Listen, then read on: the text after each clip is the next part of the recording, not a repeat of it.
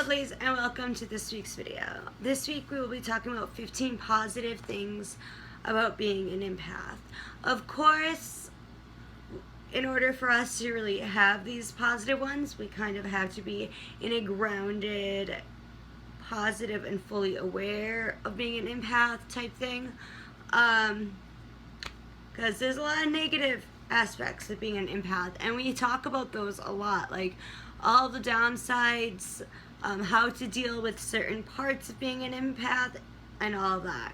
And I will in the future be making, in the near future, making a video about some of the negative parts of being an empath. So let's get to it.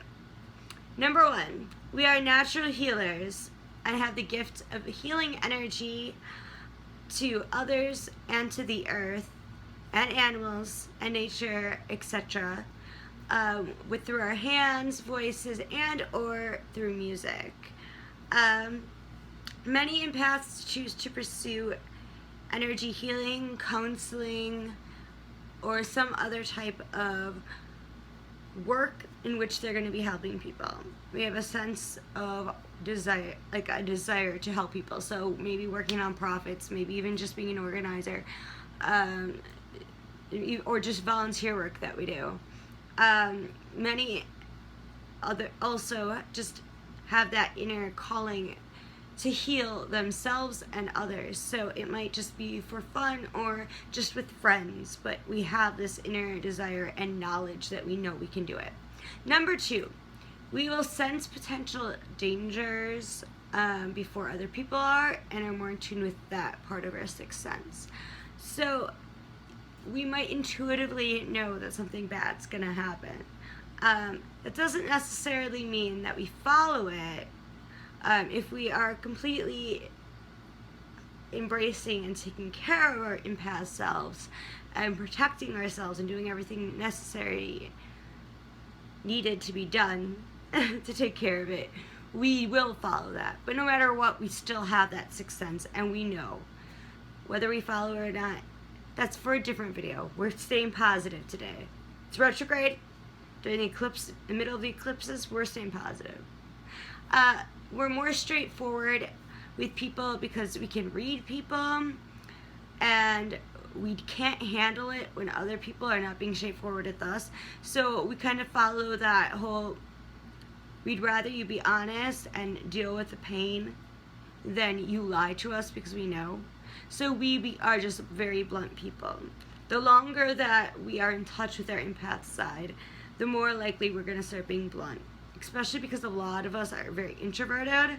So we just start to be very straightforward, and we aren't going to deny because there's no point in it. Since we feel everything so strongly, both with people, animals, the environment, everything, we are prone to feeling deeper lows, which is the negative, which is something that we talk about more often.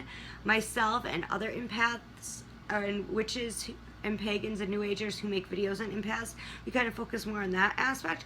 But that also means that we're prone to feeling greater highs than those who are not empaths, or highly sensitive beings, or psychic, or mediums, etc.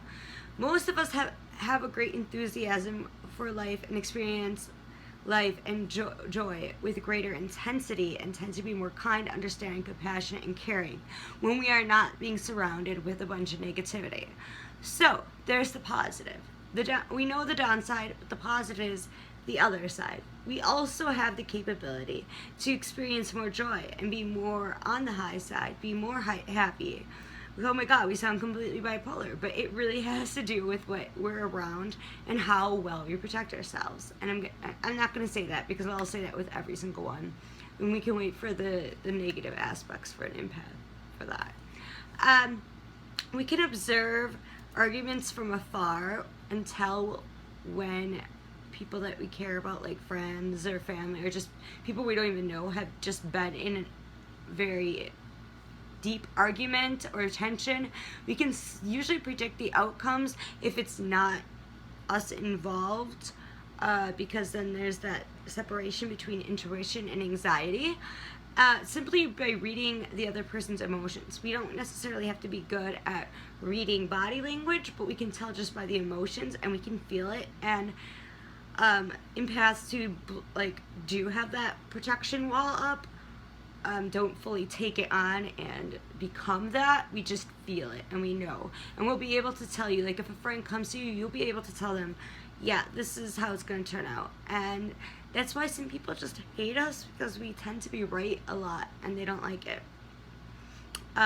Again, it's a little different when it's our interpersonal, because we kind of let our guard down a little more, but that goes with the negative again. Tiffany, stop. Let's focus on the positives. And with that, we are able to tell when someone is upset and can make an attempt to resolve it before things get out of hand, or stay away from them if that's what's bad. The downside, I will say, is when it is involving our own emotions, whether we're protected or not, if it's something with our own interpersonal, and that will kind of interfere, but that will be something we will definitely be focusing on in the downside of being an empath. But the upside is in general, we know how to handle a situation. You have the ability to tell when someone else is sick, because we take on their feelings and illnesses, which is completely true. I'm sure a lot of you don't know why you feel sick, but you're not actually sick, but you feel fatigue, etc. And you might be around somebody that's getting sick or has an illness. And that's why we're such great healers, because we have an idea of where the healing needs to be. Like, for example, when I do Reiki or chakra or color healing, I don't even need to be in a person's presence in order to do it, because I can just look at a recent picture of them or just be talking to them through the internet and be able to figure out the stuff. Like, that's just how we are as empaths. We heal a little differently because we just have that feeling. We always know who's being truthful and who's being deceitful. And with us being blunt, we call it out. And of course, people love to continue lying. But what they don't realize is, even if we kind of just go along with it, just so we don't have to deal with conflict and fighting, we know that they're lying, and we know they're full of shit, and we know who's fake, and we know who's not. When we're going back to the highs, when we feel happy, we feel really happy. Especially because empaths have that need to kind of re-energize. So when we finally get that boost again, we're really over the top happy. And that's why when we're in the beginning of relationships, we really get that honeymoon period a lot more severe than other people. We're able to make deeper connections with animals and nature. And a lot of empaths, especially before we kind of really learn how to work with being an empath, have more animal friends, which sounds kind of weird to some people, who can relate to us than people can. And even when we do have it all figured out, it is easier for us to be around animals or the earth or nature than a lot of people. Next on my list that I wrote down, we are regarded by people that know us loosely or are close to us or may just run into us as somebody that they can turn to for comforting and reassurance. Even if we look like we aren't in a good mood or we don't want people to be around us, and are kind of alone, people will still come up to us and tell us their problems. We're always going to be that way. I mean, I always thought, before I really realized what I was, I remember, growing up and at Ozfest back when I was 15, I left my mom alone, and some random person just came up to her and started telling them all this stuff that was going on with him, and wanting advice from my mom, as if he could just tell that she was something, and she was just sitting there, just chilling. And then the same type of stuff started happening to me as I got older. And I was just there must be some weird genetic thing happening here. Maybe it's just and energy we have. But my mom is a medium, and I'm an empath, so it is genetic, and it is an energy we're putting off, but it's really interesting. Weddings, anniversaries, any type of unions involving us or people that we're close to are very important to us, and it may seem silly to the people that we're with or our friends, etc., that we are so about like sentimental, but it's because we feel an immense amount of love and happiness in that on that day in that room at a whole different level than other people might. So like we might think 1 month anniversaries are important in the beginning of a relationship, or something like that. Even Hallmark holidays that we may not agree with because they are just Hallmark holidays. Certain things are just sentimental to us, and we just become overwhelmed and filled with so much love because we feel all that's going on. And if we go to somebody's wedding, we feel so much of what's going on, and it just overtakes us with love and joy. We are far more caring and compassionate of an individual. We go beyond understanding and sympathy, and we go into what the other person's actually feeling. And there are downsides to all of this, which I'll again talk about in a future video. But let's look at it in the positive. For some people that are in our lives or come to us, they'll appreciate that we can understand that.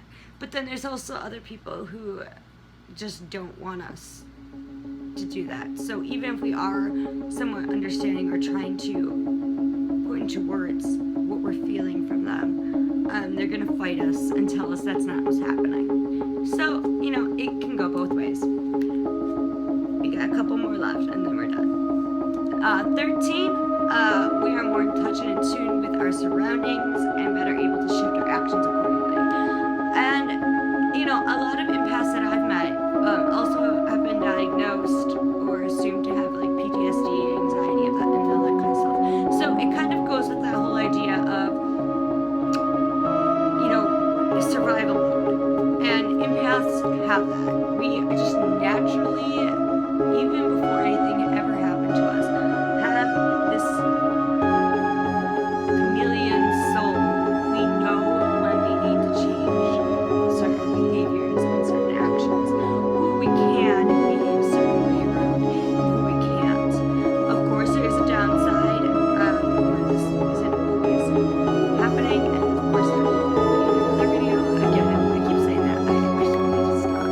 Stay on the positive. Goddamn Mercury retrograde ending in between two eclipses, I swear.